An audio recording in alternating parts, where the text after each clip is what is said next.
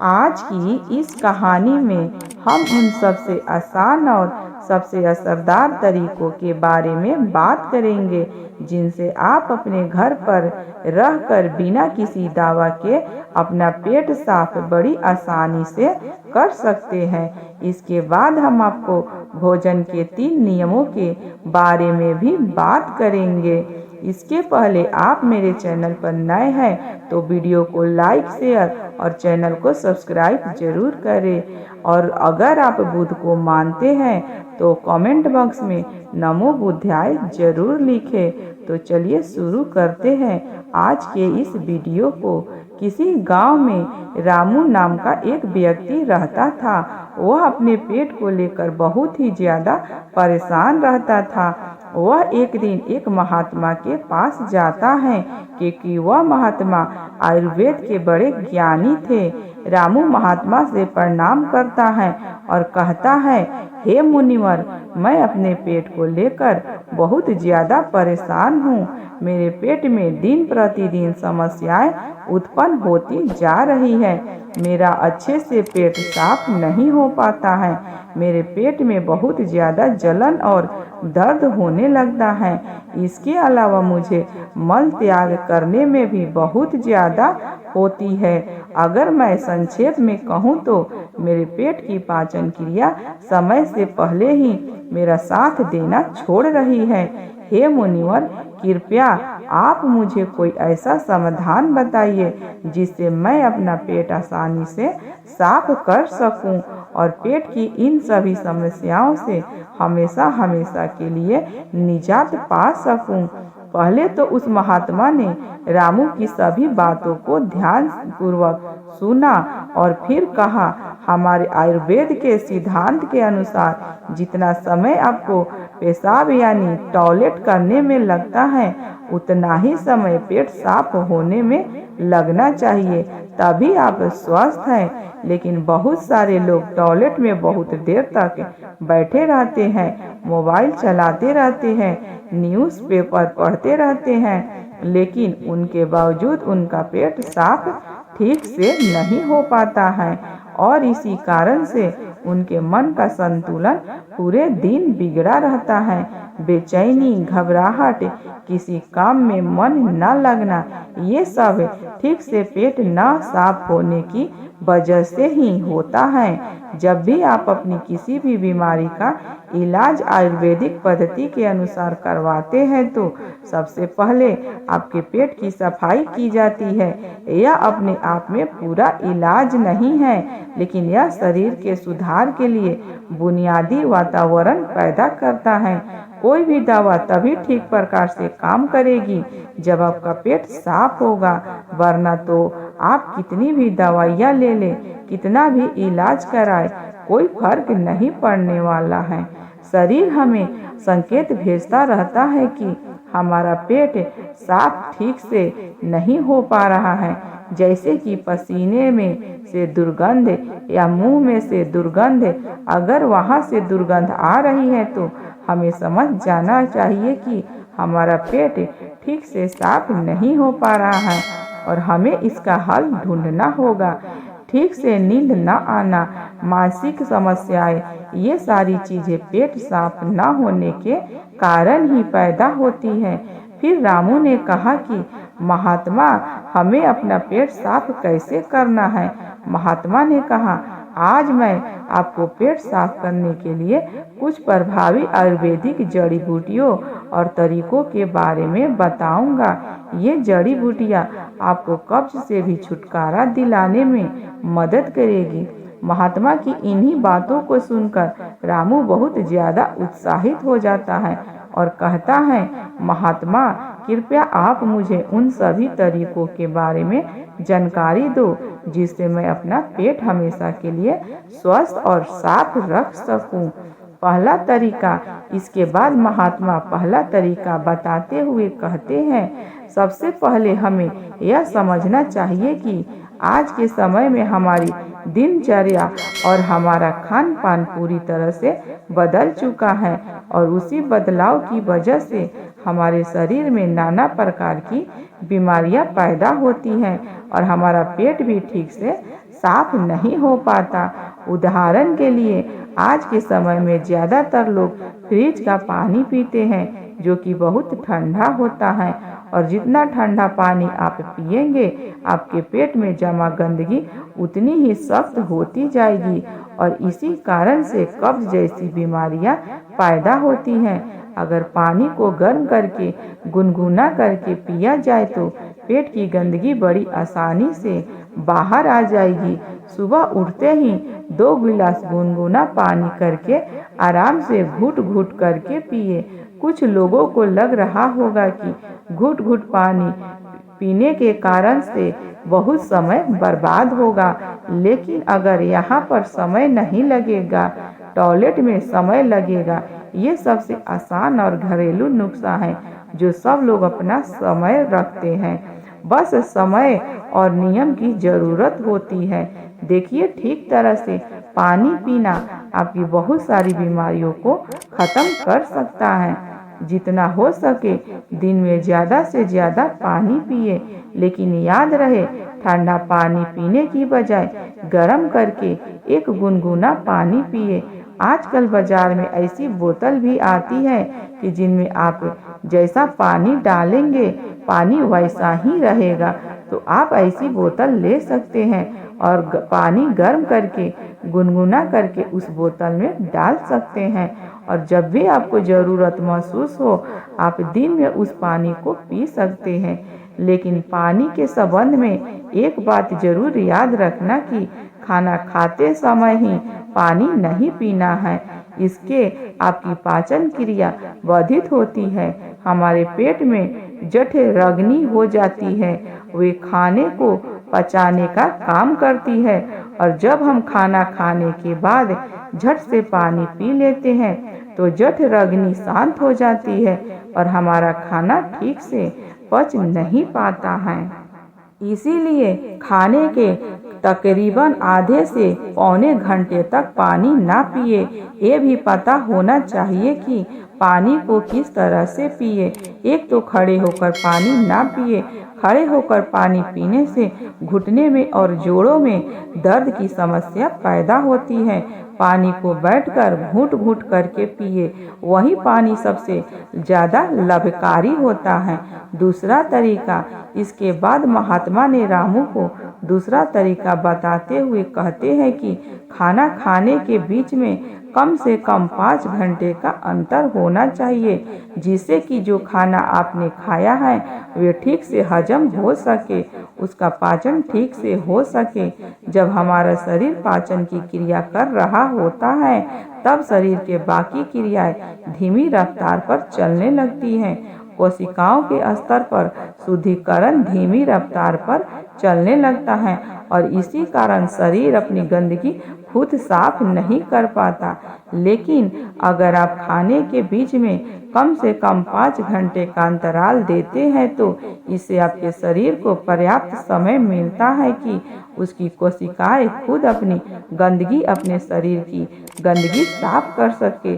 पश्चिमी भाषा में हम इसे इंटरमीडिएट फास्टिंग भी बोलते हैं, लेकिन इंटरमीडिएट फास्टिंग में ज़्यादा समय तब भूखा रहना पड़ता है, उसको हम अर्ध उपवास भी बोल सकते हैं। दोस्तों, तरीका अब महात्मा ने रामू को तीसरा असरदार तरीका बताते हुए कहते हैं, अपने पेट को साफ करने के लिए हमें यह समझना होगा कि जो लार होती है वही हमारे खाने को पचाने का काम करती है।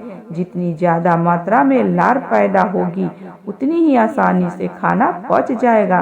कुछ लोगों का मुंह में हमेशा सूखा सूखा रहता है, उसमें लार पैदा नहीं होती, इसीलिए उनका खाना ठीक से हजम नहीं हो पाता। इसके लिए जरूरी है कि हमारा शरीर मात्रा में लार पैदा करे। इसके लिए हमें ज़्यादा से ज़्यादा सलाद खाना चाहिए। सलाद खाने से लार पैदा होती है, फाइबर होते हैं उसमें, जिससे हमारा खाना आसानी से हजम हो जाता है। इसके अलावा खाना खाने के बाद कुछ मीठा खाया जा सकता है। जिन लोगों को शुगर या डायबिटीज नहीं है वे आसानी से मीठा खा सकते हैं और वो मीठा खाने के कारण उसके शरीर में लार पैदा होने लगती है, जिससे कि पाचन क्रिया आसानी हो जाती है। अगर आप सलाद को खाना खाने से पहले खाते हैं तो वे ज़्यादा लाभकारी होता है। उससे आपकी भूख बढ़ती है और आपके शरीर में लार पैदा होनी शुरू हो जाती है। चौथा तरीका, इसके बाद महात्मा ने रामू को चौथे तरीके में अपनी आहार नली को साफ रखने के बारे में बताया। उसको हम कैसे साफ रख सकते हैं? देखिए, आहार नली में से ही खाना हमारे पेट में जाता है। अगर आहार नली में से साफ नहीं होगी तो हमारे खाने के साथ ऐसे कीटाणु हमारे पेट में पहुंचेंगे जो हमारे शरीर को नाना प्रकार के नुकसान पहुंचाएंगे। इसीलिए जरूरी हो जाता है कि जो आहार नली है उससे जो कीटाणु है उसकी ठीक से सफाई हो जाए, और इसके लिए सबसे ज़्यादा लाभकारी होता है नीम। एक ऐसा दिव्य पेड़ है जो भारत में बड़ी आसानी के साथ उपलब्ध हो जाता है, हर जगह मिल जाता है। नीम की पत्तियों को और हल्दी को पीसकर एक छोटी सी गोली बना ली जाए। कुछ दिन तक सुबह उठकर उस गोली को पानी के साथ सीधा गटक लिया जाए, जिससे कि आपकी आहार नली पूरी तरह से साफ हो जाए। हमेशा नहीं करना है, ये सिर्फ 7 दिनों तक करें। 7 दिनों के आधा की आहार नली पूरी तरह से साफ हो जाएगी। हर 3 महीने में इस दोहराते हो रहे, इससे कि आपकी आहार नली समय समय पर साफ होती रही और आपके पेट में ऐसे कीटाणु कभी ना पहुंच पाए जो आपकी पाचन क्रिया को बाधित करते हैं। 5वां तरीका है, महात्मा ने 5वां और आखिरी तरीका बताते हुए कहा, रामू, यह तरीका उन लोगों के लिए है जिन्हें ज्यादातर समय कब्ज की समस्या रहती है। जिन लोगों को लंबे समय से कब्ज की समस्या है वे अंडरंडी के तेल का इस्तेमाल करें। रात में सोने से पहले 1 गिलास दूध में अंदर आधा चम्मच गुनगुना अरंडी का तेल मिलाकर पिए। 1 हफ्ता पीने के बाद पुरानी कब्ज भी ठीक हो जाती है। ये अरंडी का तेल दूध में गुनगुना करके ही मिलाएं और सिर्फ आधा चम्मच मिलानी है। सोने से पहले पीना है। इससे क्या होगा, आपकी आंतों के पास एक चिकनाई की परत बैठ जाएगी, एक कवच बन जाए तो में खाना नहीं चिपकेगा, और खाना अगर आंत में नहीं चिपकेगा तो कब्ज की समस्या कभी नहीं होगी। देसी अरंडी का तेल ले।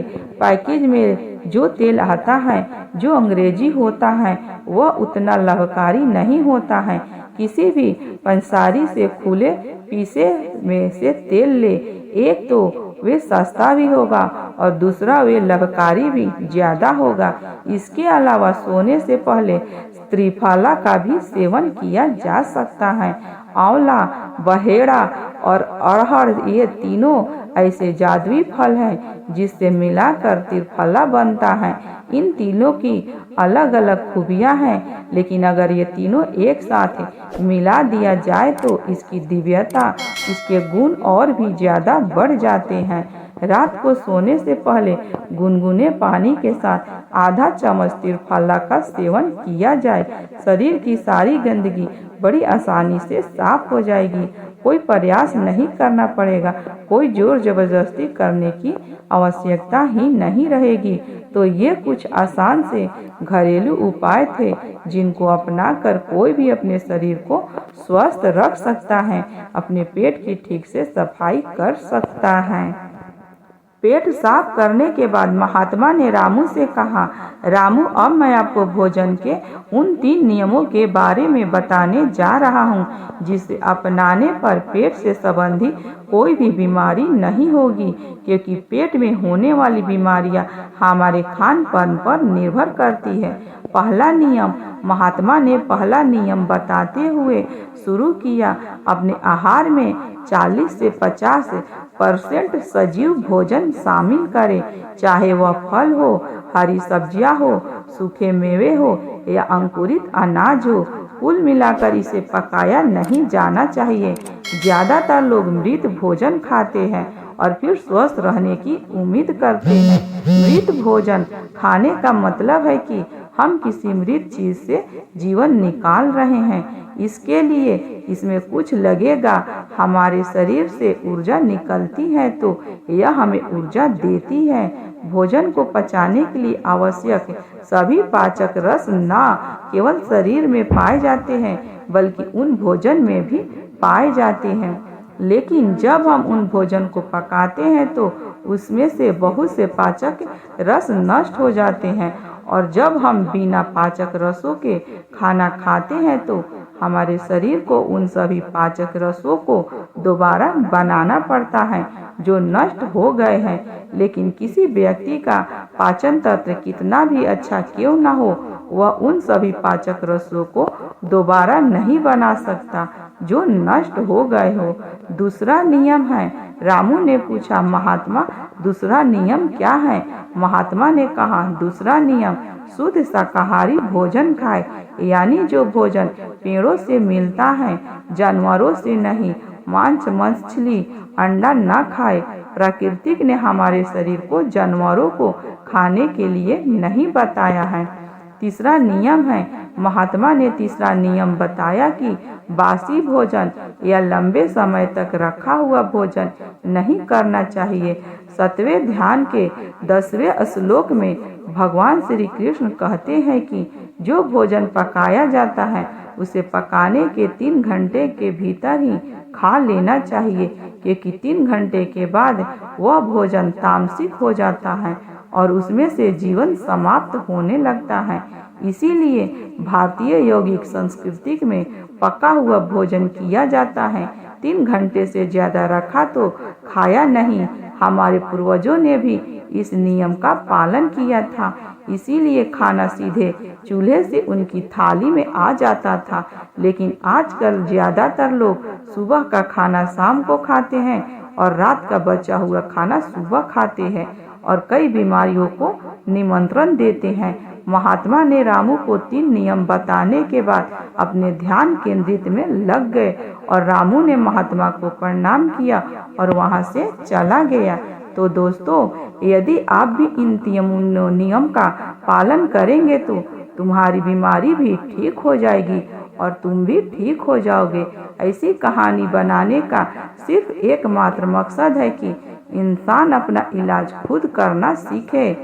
कैसी लगी? अगर आपको अच्छी लगी तो सहायक लगी तो अपने सगे संबंधियों के साथ इसको जरूर साझा कीजिए। धन्यवाद दोस्तों।